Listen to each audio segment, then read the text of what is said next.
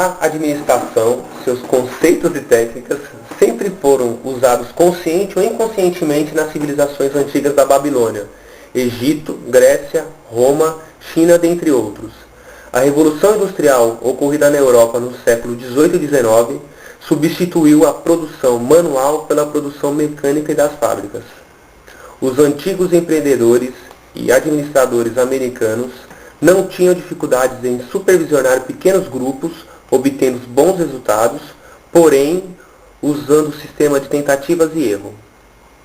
No final do século XIX, com a expansão do transporte, estradas de ferro e comunicações como telégrafo e correios, com o desenvolvimento das fábricas, as organizações tornaram-se maiores e ficou evidente a necessidade de se ter uma administração mais sistematizada e estruturada. Deu-se assim o surgimento da abordagem clássica da administração, que divide-se em duas partes: a administração científica, com o americano Taylor, e a teoria clássica da administração, com o europeu Fayol.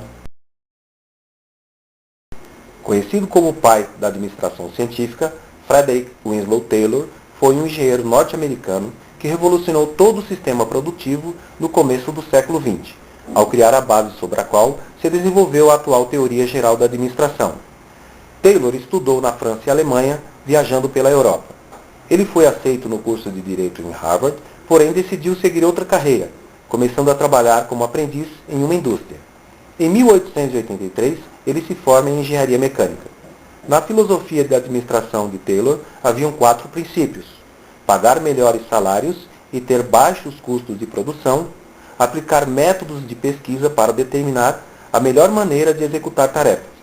Os funcionários deveriam ser cientificamente selecionados e treinados de maneira que as pessoas e as tarefas fossem compatíveis.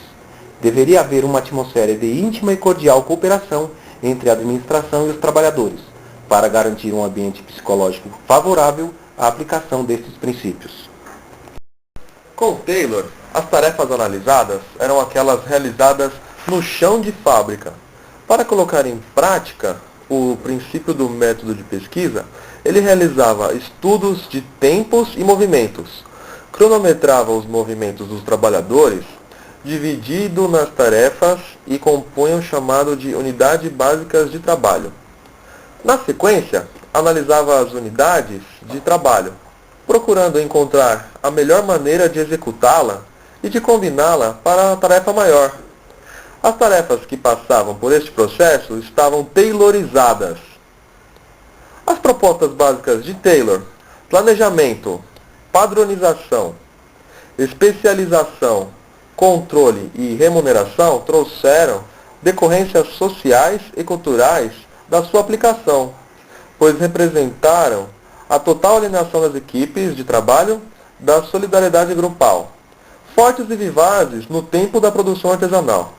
Apesar das decorrências negativas para a massa trabalhadora que as propostas de Taylor acarretaram, não se pode deixar de admitir que elas representaram um enorme avanço para o processo de produção em massa. Em 1911, Taylor publicou sua principal obra, o livro considerado como a Bíblia dos organizadores do trabalho, Princípios da Administração Científica, que se tornou um best-seller no mundo inteiro.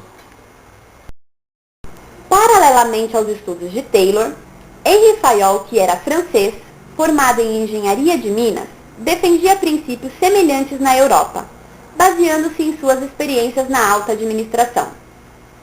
Henri Fayol leva a análise dos processos para toda a organização, sendo assim considerado o primeiro pensador da gestão e o pai da ideia de organização estrutural das empresas por funções.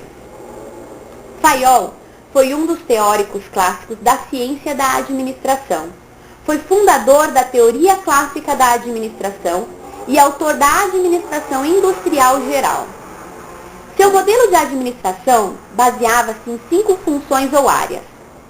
Primeira, planejar. Estabelecer os objetivos da empresa, especificando a forma como serão alcançados. Segunda, organizar, que é a forma de coordenar todos os recursos da empresa. Terceira, comandar. Faz com que os subordinados executem o que deve ser feito. Quarta, coordenar. A coordenação das atitudes e esforços de toda a empresa, almejando as metas traçadas. Quinta, controlar. Estabelecer padrões e medidas de desempenho que permitam assegurar que as atitudes empregadas são as mais compatíveis com as que a empresa espera. Fayol, com sua teoria clássica da administração, estudava privilegiando a estrutura da organização, dando ênfase na estrutura organizacional, pela visão do homem econômico e pela busca da máxima eficiência. Sofreu críticas como a manipulação dos trabalhadores através dos incentivos materiais e salariais, e a excessiva unidade de comando e responsabilidade. Por isso, Fayol é visto por muitos como obcecado pelo comando. Com o crescimento da produção em massa, aquilo que for um luxo acessível apenas aos ricos, como automóveis ou aparelhos domésticos, tornou-se disponível para todos. Mais importante, foi o fato de que a teoria tornou possível o aumento dos salários, ao mesmo tempo em que reduziu o custo total dos produtos.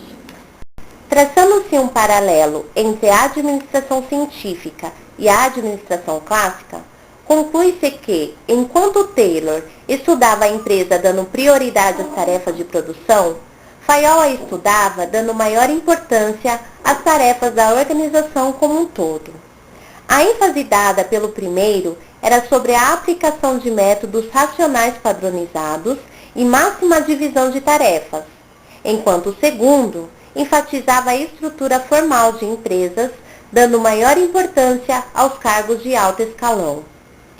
Taylor desejava aumentar a eficiência da indústria por meio inicialmente da racionalização do trabalho operário, enquanto Fayol preocupava-se em aumentar a eficiência da empresa por meio da sua organização e da aplicação de princípios gerais de administração em bases científicas. O conceito de administração que temos hoje deve-se muito a Taylor e Fayol. As teorias de administração científica e clássica criadas por eles no século XIX são utilizadas até hoje nas organizações, apesar de terem sofrido algumas alterações e adaptações para se adequar às necessidades dos dias atuais. Apesar das teorias buscarem o mesmo objetivo, ou seja, maior produtividade do trabalho, a diminuição dos desperdícios e a busca pela eficiência e eficácia nas organizações, Fayol não era totalmente favorável à teoria de Taylor. Apesar disso, algum tempo depois de iniciar seus estudos mais aprofundados, Fayol teve que admitir que as duas teorias se completavam.